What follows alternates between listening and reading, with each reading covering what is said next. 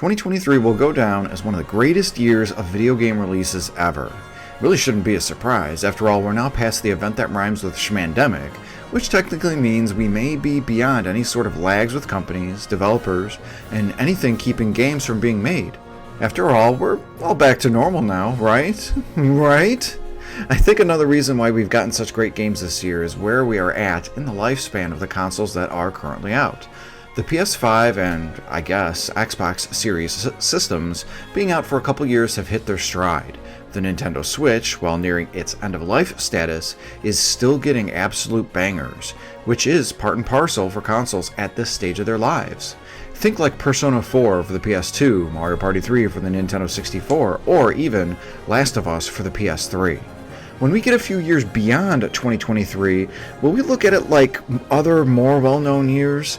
This includes 2017, which saw releases of Legend of Zelda Breath of the Wild, Resident Evil 7, Super Mario Odyssey, Nier Automata, and so much more.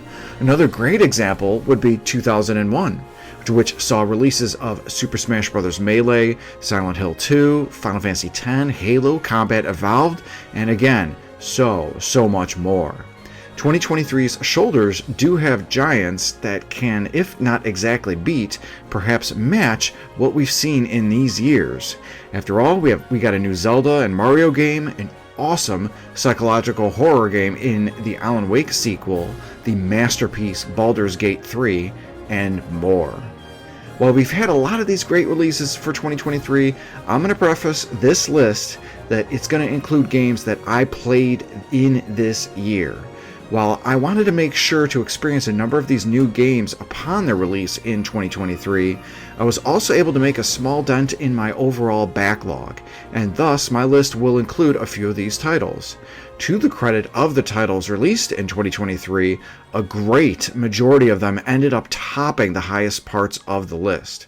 So sit back, relax, and check out what were the top 23 games I played in 2023. Number 23, Starfield, released September 6th, 2023. Sorry Xbox fans, but this is the only title that I played for this system that'll appear on this list. Well, I did play Hi-Fi Rush, and the only reason that entry won't appear on my top 23 is because I've only clocked an hour or so, and that game deserves so much more time, and I'm willing to bet it would crank higher than number 23. But anyway, Starfield itself isn't a bad game at all. I could throw around a platitude like, it excels in its mediocrity, but Starfield is better than that. At its worst, it's a procedurally generated fast travel simulator, but at its best, I loved the gunplay, fights with the spaceship against enemies, and some of the locales. Starfield overall just felt like a clean, safe version of Fallout in space. Number 22, Fire Emblem Engage, released January 20th, 2023. This felt like a major course correction in the Fire Emblem series from the Persona-like gameplay from Three Houses. But you know what? I liked Three Houses, and where that game excelled at things like story and music, Fire Emblem Engage just felt lacking. Plus, I much preferred the heroine Byleth to Alear. I brush with Colgate, not Aquafresh, thank you very much. Fortunately though, both Switch Fire Emblem games come packed with fantastic tactical RPG goodness, with strategic battles that really made me think on how to save all of my party members, while also having a good amount of gameplay options. Overall though, Three Houses was the Fire Emblem for the Switch that caught my attention more. My over 150 hours of gameplay easily speak to that. Number 21, Resident Evil 4 Remake, released March 24th, 2023.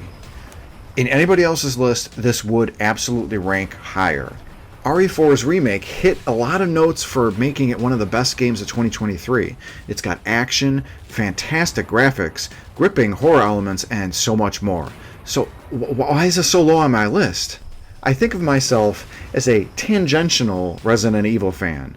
I love how it has helped to keep Capcom's coffers full, the characters are fantastic, and I know these are fantastic games as well as my partner loving them, but I personally don't really play horror genre games. I enjoyed RE4 Remake so much perhaps because it leaned more heavily on the action side, than RE2 and RE3 Remake. Even with that said, when I tried the original version of RE4 that was ported to the Switch, I struggled to get to hour marker 5 of that game, finding Leon too slow and the presentation full of that desaturated sepia-like look to it that so many games of the 7th generation had. RE4 originally was a 6th gen game. With all that said, RE4 Remake improved upon all of that by speeding up Leon and getting rid of that sepia tone, for the most part. Number 20. Gunstar Heroes, released September of 1993. Another one of the games I reviewed in my ongoing series, A Nintendo Fanboy Reviews Sega Genesis Games, Gunstar Heroes was a ton of fun, and even more so when my partner and I played together. This felt like playing a Contra-type game, except, it plays fair. I also appreciated the many options for the playable difficulties that it had, giving us as hard or easy a game that we wanted. The mix of gunplay, platforming, and even some melee combat made this an experience that was really hard to put down once I got into it. Plus, I loved the colorful graphical look that it had overall. Number 19. G.I. Joe, A Real American Hero, released January 1991. I'd heard this game was a sleeper hit, and now that I finally have the chance to play it this year, I am inclined to agree. The graphics, environments, and sprites look absolutely fantastic, up to and including the animated background that's present in the first level. Controls and gameplay is really solid with a decent soundtrack to boot, and I loved the choose your team element to the game as well, allowing the player to select whom backs up the leader of the mission, switchable by pressing start and selecting another player, similar to how the first entry of TMNT worked on the NES.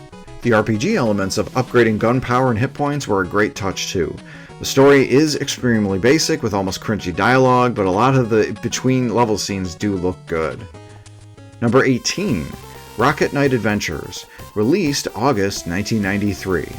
This was by far the best game that I played this year for the Nintendo Fanboy Reviews Sega Genesis game series.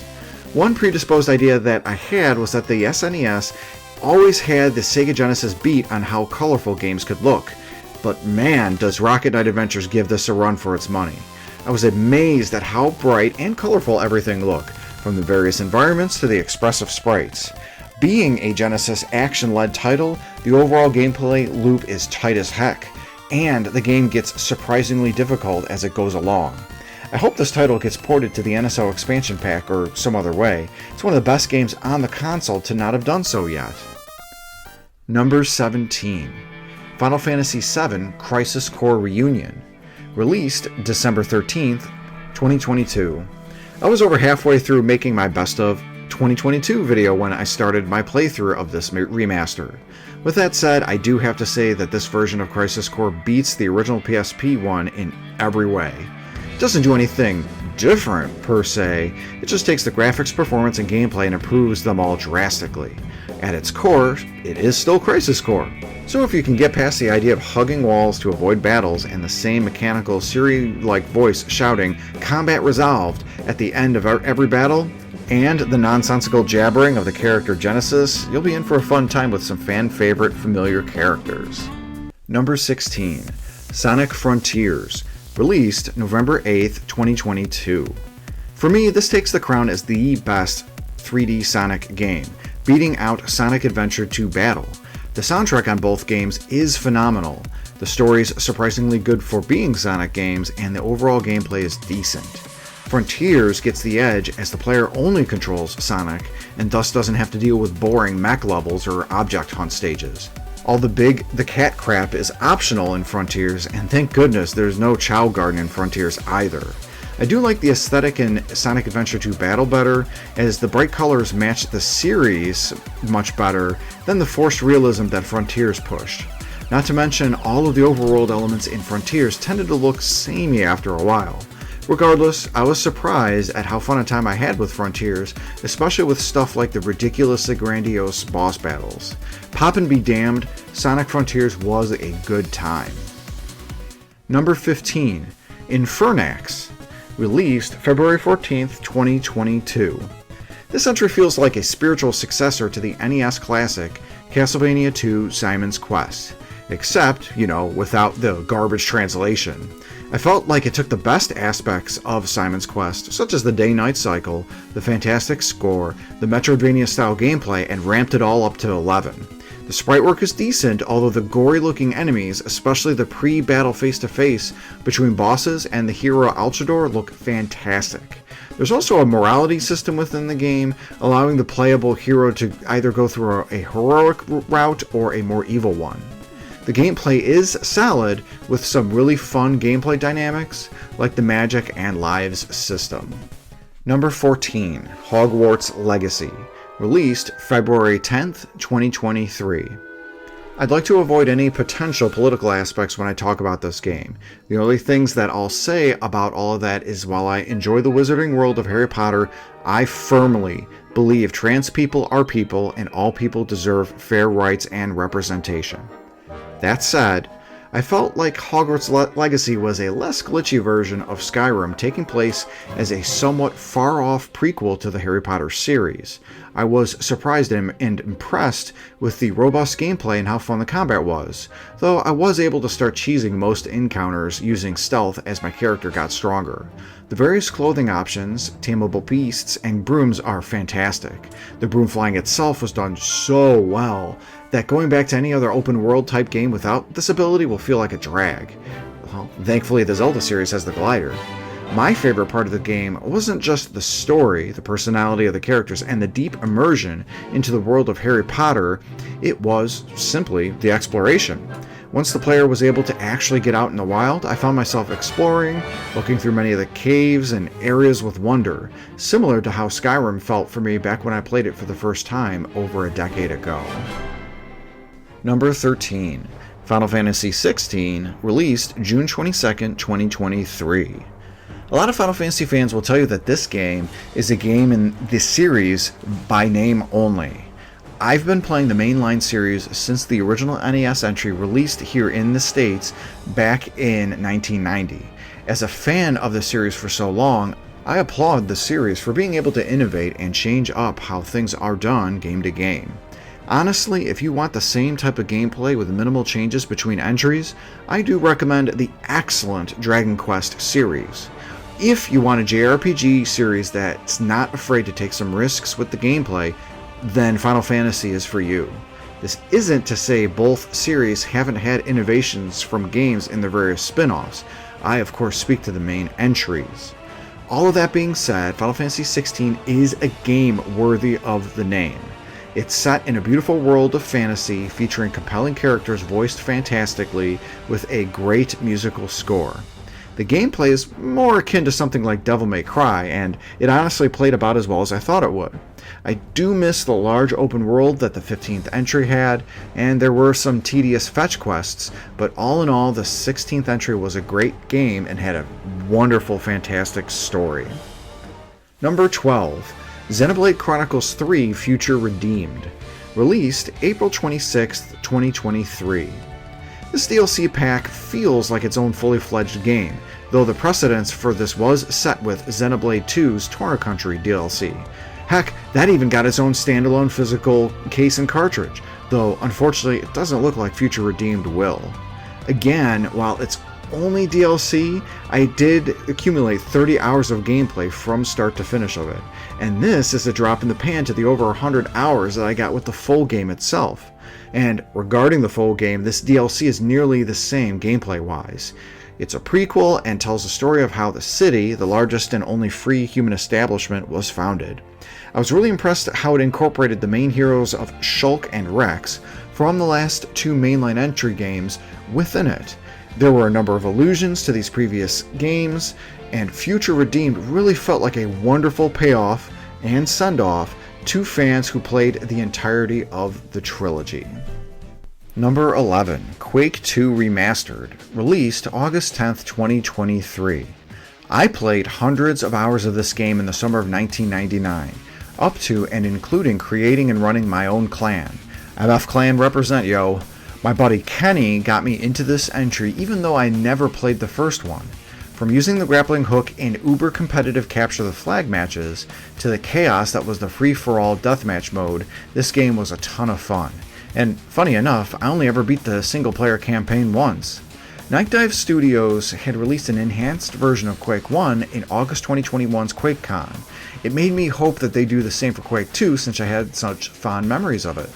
August 2023's QuakeCon saw this come to fruition, and this enhanced port that I picked up on the Switch is every bit as good as I hoped it would be. Not only does it have all of the single and multiplayer maps and modes, it also has an all-new expansion titled Call of the Machine, as well as the Nintendo 64 version of Quake 2. Even running on the Switch, it plays at a buttery smooth 60 frames per second at 1080p, which is awesome, and it really feels like how it played back in '99. Now, if I can only get my MF crew back together, Super Dude, Honey, Stinky, where are you guys at? Number 10. Trails of Cold Steel 2, released September 6, 2016. Thanks to fantastic fellow YouTube content creators Emily of Orbalology, David of David Inc., and more, I'd gotten bit by the Kiseki bug, Kiseki being the Japanese name for the Trails series, which is a long-running series of RPGs that all take place within the same world, often as a duology, trilogy, or in the case of Trails of Cold Steel, a set of 4 different games. They're crazy long games too, usually 40 to 60 hours each. Oftentimes, the story focuses on a certain set of characters on the continent of Zemuria, and it often contains characters from previous games in the series. The gameplay is that of a high-quality turn-based RPG, having a great anime aesthetic, fantastic music, and fun and compelling characters. Number 9. Trails of Cold Steel 1, released December 22, 2015. I've ranked the first entry higher than the second for a number of specific reasons. I love the more structured sense of this first entry. There was a similar type of structure in the second, but honestly it felt a bit more forced. I also disliked how more heavily the second entry leaned on the mech battles. Anyone who knows me knows I don't like robots or mechs, and I generally stay away from these types of games. I also felt the second entry ran way too long. I won't spoil anything with that entry, but suffice it to say, I felt like it threw everything at it to pad and lengthen the story. All that being said, both games have the same great story, characters, music, and the like. I also loved the turn-based battle system, as it prioritized not only turn order a la Final Fantasy X, but also where the player, characters, and enemies were positioned. While I'm only a few hours in the third entry, I'm excited to continue my journey in Zemuria. Number 8. Sea of Stars, released August 29, 2023. Indie studio Sabotage, the same ones who made the venerable The Messenger, have done a bang-up job with this fantastic title. A few minutes into gameplay, and it's very clear that this is inspired by the masterpiece that is Chrono Trigger, with some Super Mario RPG thrown in there. Beyond the dual text, timed hits, and overall 16-bit aesthetic, that's pretty much where that inspiration ends. The length and post-game content is quite strong, with the latter providing one of the most satisfying endings for an RPG I've played this year. The puzzles and minigames were decent, and did a good job of not overstaying their welcome, which I do appreciate, as I don't like being pulled away from the main game of an RPG for too long. The story does a good job of providing a few twists here and there, but it's pretty standard JRPG fare. As a classic JRPG fan, I absolutely adored this game and cannot recommend it enough to fellow fans. Number 7. Live Alive, released July 22nd, 2022. The song Megalomania is an absolute banger and baller of a track. Number 6. Oh wait, I should probably elaborate more on why Live Alive was so good beyond one song. Okay. Live Alive is a remake of 1995 JRPG of the same name that I'd only heard of in passing a few times. It actually comprises of a choose-your-story between 7 different characters, all within their own different time periods on Earth. Each also sort of represents its own form of media too. One is set in a spaghetti western, one an anime style, and heck, one is even like Street Fighter II. The actual battle system is done using a grid-like system where every attack is a special attack of sorts, with no sort of magic point system either. Once the player completes all 7 character stories, an 8th one becomes playable, and this one harkens back to a fantasy-type world, up to and including the JRPG trope of having a silent protagonist. After that, a world is unlocked where all of the characters come together to beat an evil greater than them all. I absolutely loved this game, and it's a testament to the quality of games I played in 2023 that this is only number 7. And did I mention the music is excellent, beyond even Megalomania? Number 6. Octopath Traveler II, released February 24th, 2023. The first Octopath Traveler came out back about a year after the Nintendo Switch was released. This game and Team Asano, the dev team, started a trend of fantastic HD 2D JRPGs with this entry. With the release of Octopath Traveler 2, it has become the best one of them all to have come out. This sequel boasts the best story and character development, one of the best musical scores, and the same turn-based battle system as its first entry, with a few additions and improvements. Where the first one just had 4 chapters for all 8 characters story-wise, this one has 4 to 5 depending on the character, 2 chapters for 2 characters at once, then finally rounding out with an epic combined chapter whose conclusion is absolutely amazing. I quite enjoyed the 40 plus hours of gameplay that this game provided me.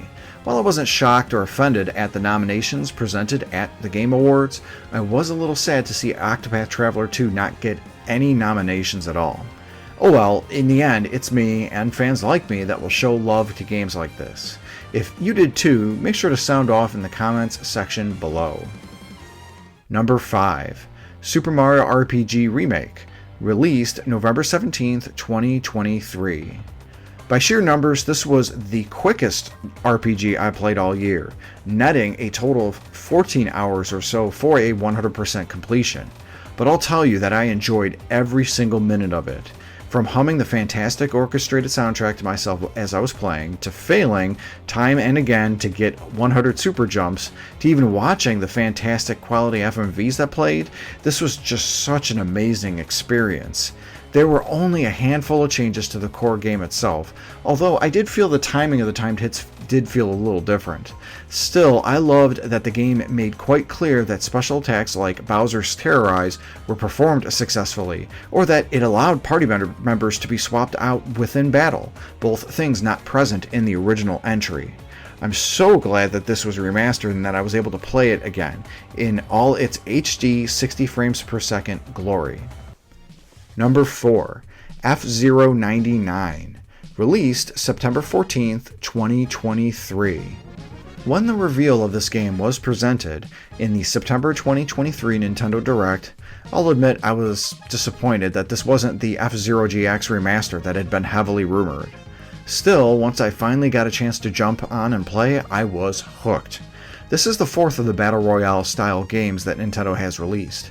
It was preceded by Tetris 99, Super Mario Bros. 35, and Pac-Man 99. Out of all of these, I noticed that F-Zero 99 not only was the quickest to conclude, and what I mean by that is individual races only lasting around 2 minutes, but F-Zero 99 tended to be the most difficult. I have a roughly 13% win rate ratio in Tetris 99 and had about a 30% one for Super Mario Bros. 35. But I was lucky enough to win just only 2 races so far in F-Zero 99, despite completing a couple hundred races now. F-Zero 99 takes the aesthetic and racetracks from the SNES entry, the turbo system and knockouts from F-Zero X and GX, and interweaves them into a chaotic race to the finish against 98 other players. Do you gamble your own energy bar to try and boost ahead of your opponents? Do you play more conservatively and only use your boost power as needed? Or do you try to run people off the road like a BMW driver would? There's a surprisingly high amount of strategy, both planned and split second, that's needed, which makes this game all the more addicting. Kudos to Nintendo as well for having excellent servers that barely failed me for my hours of playing this fantastic game. Number 3. Super Mario Bros. Wonder, released October 20th, 2023. This is objectively the 3rd best 2D Mario game ever made. To say that, considering this type of Mario game has been made since 1985, says so much to the quality of Wonder. The graphics and aesthetics look so new and refreshing, with all of the characters and enemies having so much personality. The Wonder Flower mechanic, introducing a new element of gameplay to every single level, is a blast to play through. I felt like this was absolutely what 2D Mario needed to get over the stale, played-out formula that the new series of 2D Mario games had. Adding to that, completely unique music tracks, enhanced in small ways such as acquiring the elephant fruit ability, to very large ways like acquiring the Wonder Flower and gaining special abilities, made this an absolute joy to play. As an adult with limited time to play video games due to real-life events going on, I appreciate Nintendo games and their lower number of hours required to finish them, but I more so appreciate how these lesser hours are almost always filled with a high fun factor. Number 2.